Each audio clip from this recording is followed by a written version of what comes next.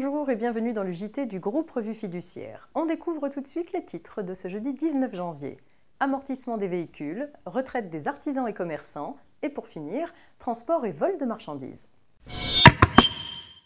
Pour encourager les entreprises à acheter des véhicules de tourisme faiblement polluants, la limite de déduction fiscale de l'amortissement de ces véhicules a été modifiée. Ainsi, pour les véhicules achetés par les entreprises à compter du 1er janvier 2017, l'amortissement des véhicules émettant moins de 20 grammes de CO2 par kilomètre est déductible de leur résultat fiscal pour la fraction de leur prix d'acquisition qui ne dépasse pas 30 000 €.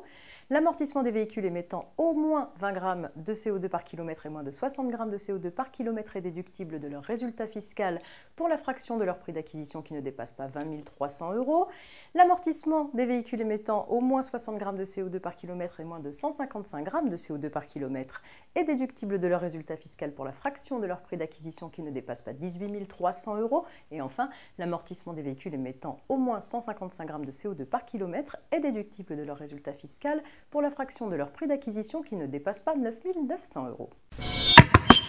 Les régimes de retraite de base des artisans et des commerçants affiliés au régime social des indépendants ont fusionné depuis le 1er janvier 2017. Il est donc créé un régime unique de retraite pour les artisans et les commerçants, puisqu'ils bénéficient déjà d'un régime de retraite complémentaire unifié.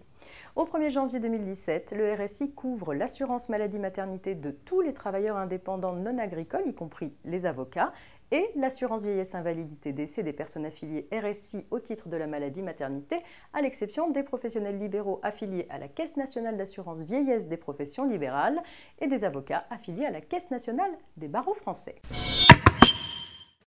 On termine avec une petite histoire de transport et vol de marchandises.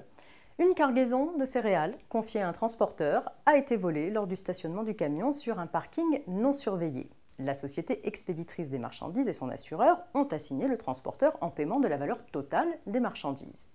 En appel, les juges ont accueilli leur demande. Ils ont estimé que le voiturier avait eu conscience de la probabilité du dommage puisqu'il avait déclaré à l'expert que le week-end, il stationnait habituellement son camion sur le parking de la gendarmerie de la ville où il réside, mais ce week-end-là, ce parking étant plein, il l'avait garé à un autre endroit.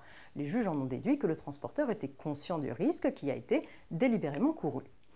Mais la Cour de cassation a censuré les juges. Elle a considéré que la déclaration du transporteur faite à l'expert ne démontrait en rien qu'il avait conscience qu'un dommage résulterait probablement de son comportement. En conséquence, le transporteur n'avait commis aucune faute délibérée et n'avait pas à rembourser la valeur des marchandises volées. C'est tout pour aujourd'hui. Bonne journée et à demain.